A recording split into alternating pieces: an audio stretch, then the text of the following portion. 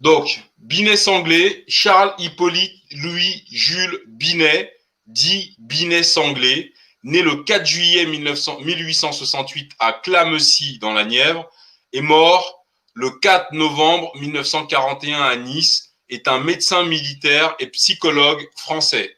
Il se fit connaître pour son livre sur la folie de Jésus, c'est celui-là qui nous intéresse ce soir. En gros, pour l'auteur, Jésus-Christ est un mégalomane. Voilà. D'ailleurs, il y a un autre mégalomane qui nous a occupés au début de ce live.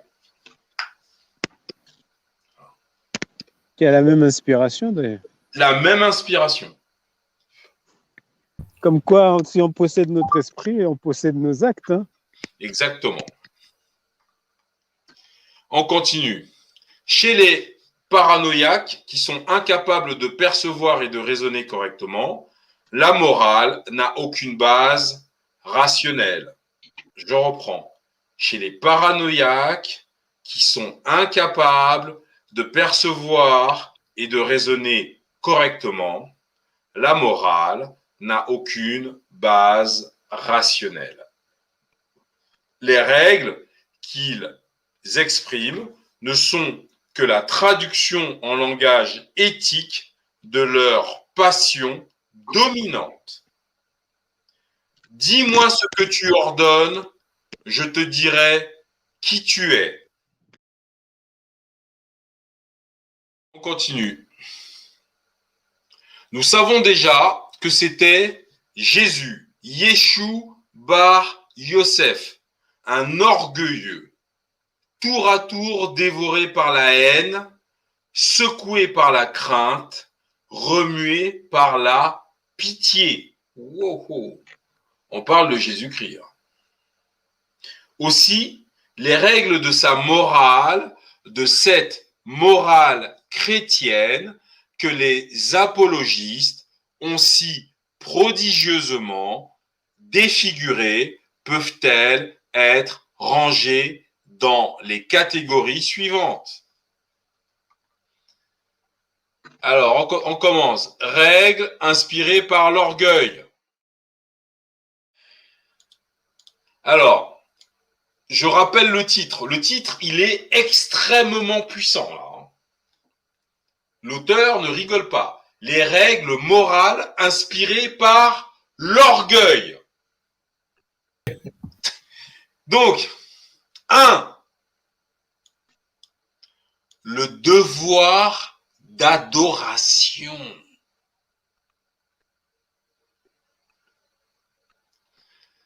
Ah, putain. La plupart des préceptes de Yeshua bar Yosef lui furent inspirés par son orgueil vessanique. Ah! Ces deux mots-là sont apparus dans ma vie la semaine dernière. Merci Sanjaka. Le petit frère a 17 ans quand même, il faut le rappeler. Ah oui, je trouve que l'orgueil vessanique, ça résume, c'est une belle formule. Hein. Ah ouais, l'orgueil vessanique, c'est... Oh putain! Chose. Alors vessanique, qui a attrait à une aliénation mentale. Ouais, c'est plus précis. Ça. À une aliénation mentale. Des troubles vessaniques, délires divers, hallucinations. Démence vessanique. Dislocation profonde de la personnalité réalisant un syndrome de démence et correspondant au stade ultime d'évolution d'un délire chronique. Mais en fait, tu as orgueil vessanique, démence vessanique. Bon. Honnêtement, sincèrement, et moi je remercie Sanjaka, parce que là, vraiment, pour le coup, j'apprends beaucoup de choses là. Et je sais pas, j'ai l'impression qu'on est en train de vivre un petit moment particulier quand même. Parce que moi aussi, j'étais comme le frère Light, j'ai cru que j'avais vu la lumière, tout ça, machin. Bon. Jusqu'à ce que je sorte du christianisme totalement. En me disant, putain, merde, PK, sorti du christianisme, qu'est-ce qui se passera quand tu auras un coup de cafard et tout. Bah, en fait, moi, je peux vous dire aujourd'hui que je suis un kémite, je suis un kem. Et ben, en fait, depuis que je suis sorti du christianisme, j'ai l'impression d'avoir enlevé la peur de mourir et retrouvé ma joie de vivre. C'est clairement ça. Ouais. En fait, tu as retrouvé ta propre identité, ta propre, Oui, et ton puis, propre choix. ma joie de vivre. Plus la peur de mourir en permanence, le péché, le machin, la prière, la mendicité. En fait, j'ai l'impression de m'être débarrassé d'un truc de merde qui pesait trop lourd, en fait. J'ai l'impression d'être libre. Être libre, ça ne veut pas dire ne pas avoir de moralité. J'en ai une. Mais je suis serein.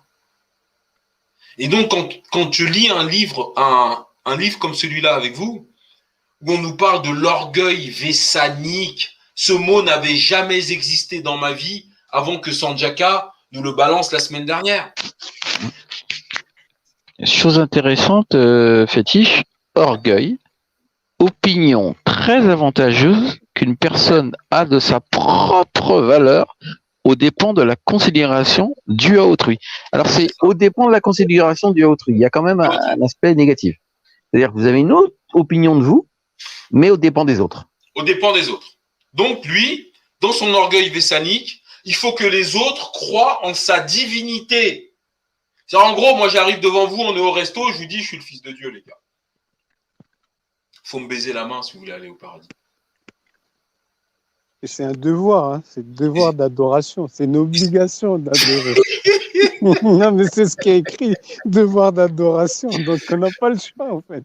Il faut qu'on fasse notre devoir. Donc on va venir te baiser la main. Oh grand fétiche, merci. Donc c'est un devoir d'adoration vis-à-vis du gars ou de la sœur. Hein, et pourtant, il a les mêmes besoins physiologiques que toi. À un moment donné, il dit attendez les gars, je vais aux chiottes, je reviens. Ah, putain, pourquoi on doit l'adorer lui? Bon, c'est pas grave, c'est un devoir. Bon. Alors, croire en sa divinité, il faut croire en sa messianité. Eh oui, il faut croire en sa parole, il faut l'adorer, le suivre, l'aimer, le servir, putain.